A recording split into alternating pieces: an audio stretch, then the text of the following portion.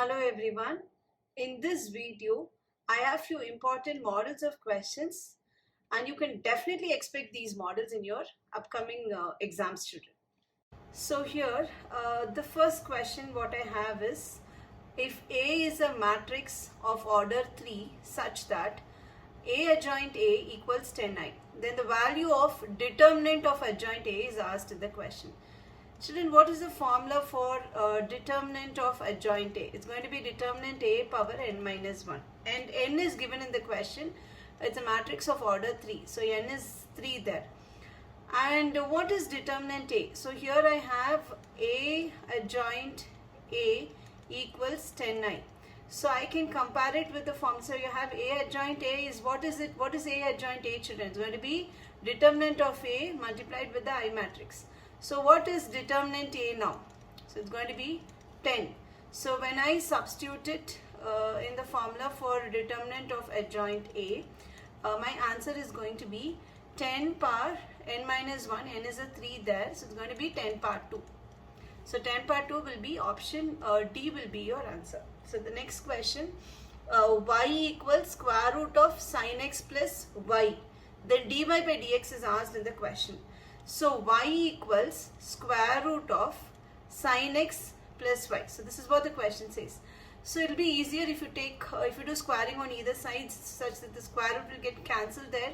So you have y square equals sin x plus y. The square gets cancelled on the right hand side. So now when you start differentiating, you get 2 by dy by dx equals sin x. When you differentiate sin x, it's a cos x. And when you differentiate y, it's going to be dy by dx again.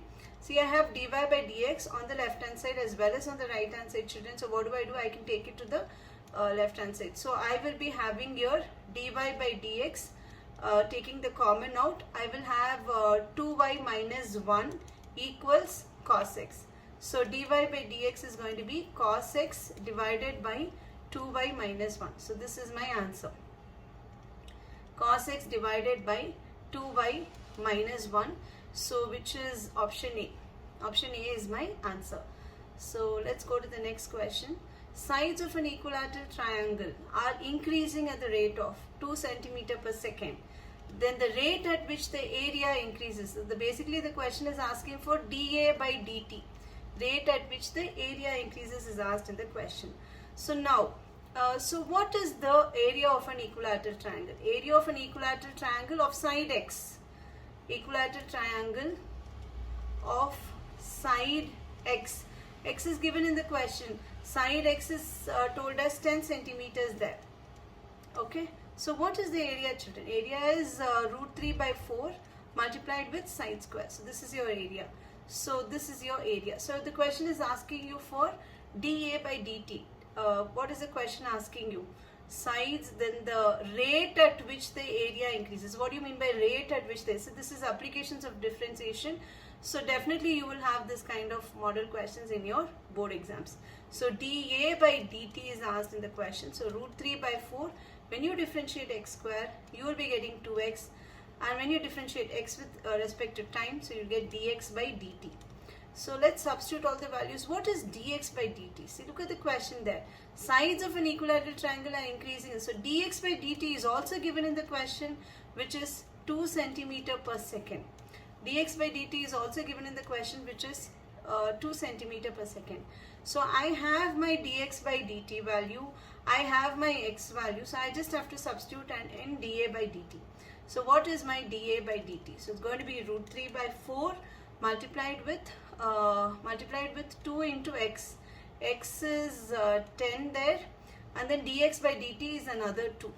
So here this 2 and 4 is getting cancelled, children. So I am left with dA by dt will be equal to 10 root 3 centimeter square per second, because it is differentiating area, rate at which the area is increasing. So it's going to be 10 root 3, the unit is going to be centimeter square for area by second, because it's a rate, so divided by second. So the answer is going to be 10 root 3 centimeter square per second.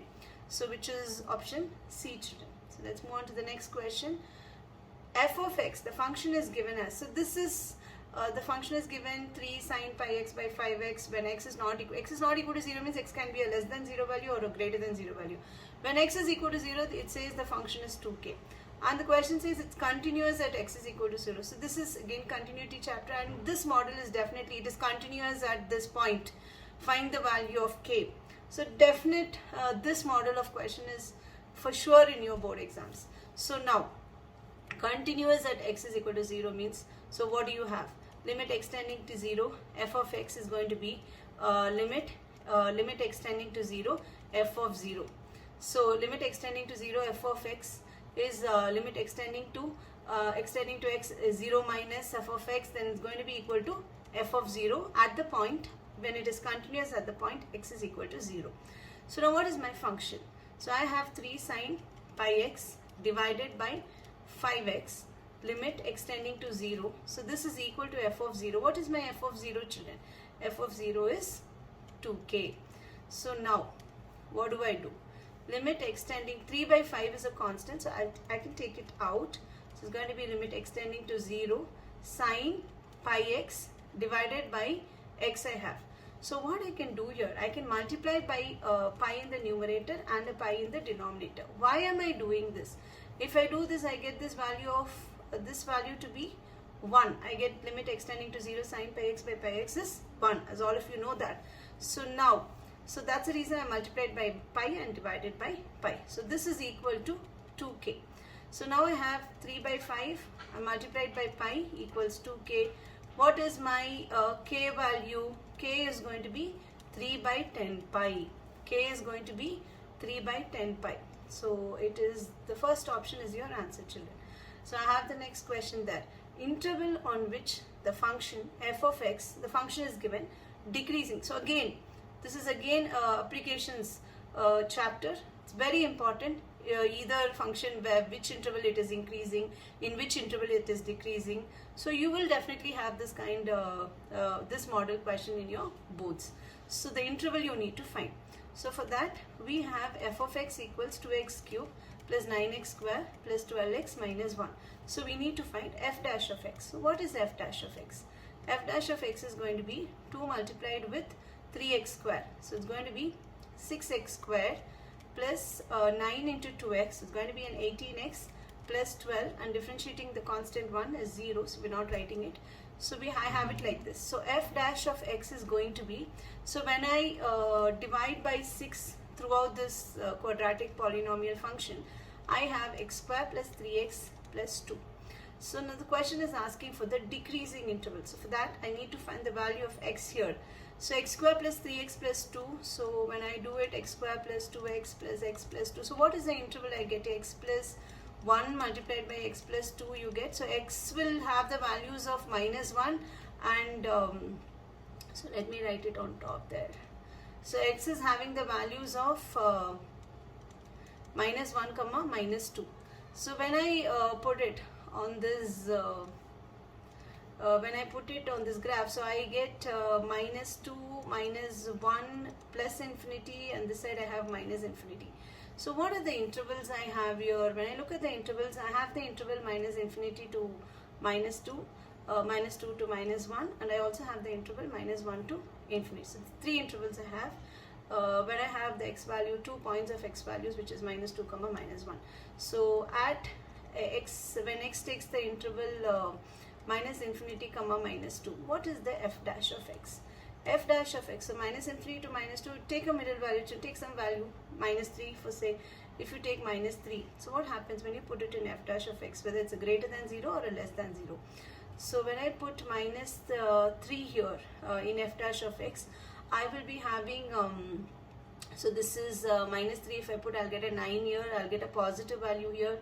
Here minus 83 is no, let me simplified form, let me put it here, it'll be easier for me. F dash of x is, I'll write it down, x square plus 3x plus 2. So when I substitute the value of x is equal to minus 3 here, so I'll have a 9 plus 9 here, and here I will be having minus 9, and then here I'll have a plus 2. So overall plus 9 minus 9 will get cancelled.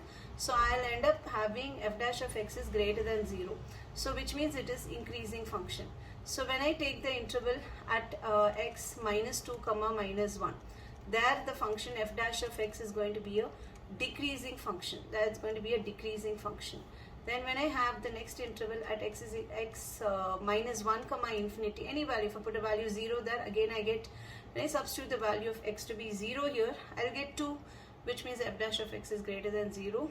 So I'll get f dash of x greater than 0.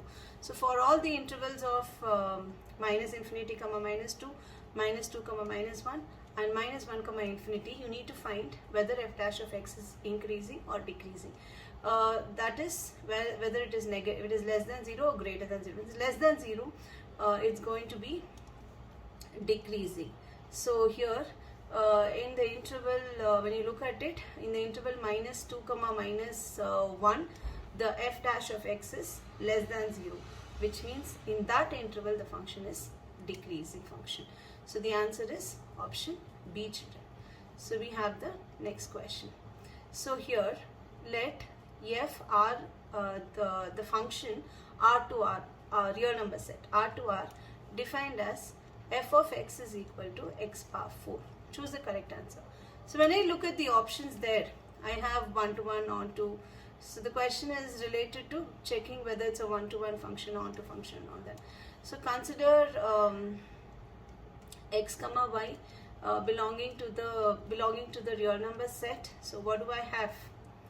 Belonging to R. So I have my f of x to be equal to f of y, such that my x should be equal to y. If f of x is equal to f of y, it should be x is equal to y for the function to be 1 to 1. So let me check it. So what is my f of x? F of x is going to be x power 4. So x power 4, I get it equal to y power 4. What is my x value here, children? X value is plus or minus y. So it is not, I am not getting x is equal to y. If I take f of x equal to f of y, then it should be x is equal to y. But I get x is equal to plus or minus y, which means the function f of x is not 1 to 1. So now I need to check whether the function is an onto function. Consider, so it's a real number set R to R. So consider the codomain. Let's consider the codomain. Real number set, consider x is equal to 2 or x is equal to 3, anything be in the codomain. So for x is equal to 2 belonging to the real number set in the codomain, what will be the corresponding x value? Corresponding domain value. So in the real number set, you don't get anything. So you don't, if you take a value 2 in the codomain, such that you don't, there is no value of x you find in the domain. There is no value of x in the domain set. In the domain set, which is the real number set. So which means the function f of x is not onto. So the function is neither not 1 to 1, not onto as well. So it's going to be option D. It's neither 1 to 1 nor onto. So then we have the next question here. Let L be the set of all lines in a plane. So and the relation. So this is a relation. Definitely, it's the first chapter. You will have questions to check for equivalence relation, to check whether it's symmetric, to check whether it's reflexive, neither symmetric, not answer. All the different combinations of this model of question is for sure in your board paper. So now let's set L be the set of all lines in a plane, R be the relation in L, defined as the relation is set of our ordered pairs L1, L2, where L1, the line L1 is perpendicular to L2. So this is what the relation you have. So let us take a line L1. Is the line L1 going to be perpendicular to itself? It's definitely not possible. The line L1, for a function to be reflexive, you should have L1, L1, where L1 is perpendicular to L1 itself. For a line L1, for a function to be reflexive, let L1, L1 belong to the relation. Then L1 is perpendicular to L1. No, it is not perpendicular. So it is not reflexive. So it's not reflexive. The line cannot be perpendicular to itself. The same line cannot be perpendicular to itself. So to check for symmetricity. So what do you check? How do you check whether the relation is symmetric? So for x comma y, for x comma y belonging to the relation, y comma x should also belong to the relation. So if you have L1 comma L2, the two lines perpendicular, so according to the relation, it is the set of ordered pairs L1 comma L2. L1 is perpendicular to L2. So if L1 is perpendicular to L2 is belonging to the relation, so the other way around, L2 will also be perpendicular to L1. So L2 will also be perpendicular to L1. So this is definitely, it is symmetric. It is symmetric. So when you have L1 perpendicular to L2, then L2 will also be perpendicular to L1. So it is a symmetric relation. So you need to check for transitive relation. So let me draw. So I have a line for transitive relation. I need L1, L2 and L3. Alright. So I have a line L1. Then I have L1 according to the relation, the set of ordered pairs L1 comma L2, such that L1 is perpendicular to L2. So L1 is there, L2 is there, so they are perpendicular. And L2 is perpendicular to L3. So for transitive relation, I have x comma y belonging to R, y comma z belonging to R, then x comma z should also belong to R. So this is my transitive relation. So I have the line L1 perpendicular to L2, then L2 perpendicular to L1. So let me show it to you. So this is the line L1, it is perpendicular. So this line is perpendicular to the line L2 line. L2 line is perpendicular to the L3 line. So you have it like this. Alright, so I have it like this. So according to, for the transitive relation, x comma y belonging to the relation, y comma z belonging to the relation, then x comma z. What is x comma z? L1 comma L2 belong, L1 comma L2, L1 and L2 are perpendicular. L2 and L3 is, so x comma y belonging to R is fine. Then y comma z. So L2 comma L3 is also perpendicular. It's also perpendicular, so it belongs to the relation. What about x comma z children? X comma z is L1 should be perpendicular to L3. Is L1 perpendicular to L3? L1 and L3 are parallel lines now. They are not perpendicular lines. So it is not transitive. So what is your answer? It is only symmetric, not reflexive and not transitive. It's going to be option A. Option A is your answer. So we have the next question here children. If the curve ay plus x square equals 7, x cube equals y, cuts orthogonally, means perpendicular, then at the slopes are perpendicular at 1 comma 1, then the value of a is asked in the question. So differentiate it, a dy by dx plus 2x equals 0, differentiating the constant is 0. Here it's going to be 3x square equals dy by dx. So what is my dy by dx here? I get it as minus 2x divided by a. Here it is dy by dx is 3x square. So the curves are cutting orthogonally, meaning the slopes, the product of their slopes are going to be minus 1 because they are perpendicular. So it's going to be minus 2x divided by a multiplied with 3x square should be equal to minus 1 here children. This should be equal to minus 1. So and here at the point 1 comma 1. So when I substitute for the point, so let me substitute for the point, at the point x is equal to 1, I will get my dy by dx here to be minus 2 by a. Here dy by dx is going to be equal to 3. So minus 2 by a multiplied by 3 is minus 1. So minus 6 is minus a. So a is plus 6. A is plus 6 is my answer. So which is option D here. Option D is my correct answer. So let's go to the next question children. The feasible reason. So LPP chapter. In LPP chapter there's a possibility, definite possibility of getting a question like where it is minimum. Feasible region is given to you. You just corner points is also given to you. You just have to substitute for the corner points and see where the function is minimum or where it is maximum. So here the question is asking for the minimum.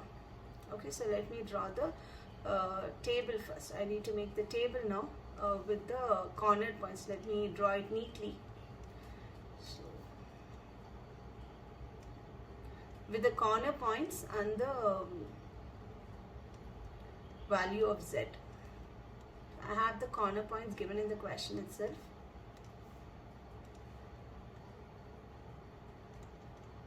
Corner points and the value of z, the function z is 3x minus 4y. Be the objective function, minimum value of z. So the corner points are, I have 0, 0, I have 0, 0, and I have 0, 8, I have 4, 10, 6, 8, 6, 5, and 5, 0. So all these are the corner points. So I will find the value now. Value of z, where it is going to be minimum. Minimum is asked in the question. So you might get maximum, like that. Questions, this model you can expect in your boards. Okay. So now children, when I substitute here 0, 0, I will be getting 3 into 0 minus, it's going to be a 0 here. So next, when I substitute 0, 8, what do I get, children? 3 multiplied 0 minus 8 4s, I get minus 32 here. And then when I substitute for 4, 10, so this is a number 4 here, the corner point. 4, 10, I will be getting 3 4s are 12 minus 40. 12 minus 40 will be a 28 here. Okay, then when I substitute the point 6, 8, 18 minus 32. 18 minus 32. 24. When I substitute 6, 5, 18. Again 18 minus 20. It's going to be a minus 2. When I substitute 5, 0 here, 15 minus 0. So it's going to be 15. So the question is asking, children, the question is asking minimum value of z. Question is asking you for the minimum value of z. So when I see minimum, immediately don't pick out the 0. I have minus 32 here, so that's a minimum. Maximum, if I see, is going to be 4, 10. Maximum, if you see, you have 6, 5, 0. Okay, minimum is only asked in the question. So minimum value of z is asked in the question. So minimum is going to be minus 32, which is the corner, the minimum value of x occurs at the point 0, 8. So it's going to be 0, 8 is my answer. Yes, children. So that's all for today. If you like the video, you could watch more videos. You could also subscribe in my channel.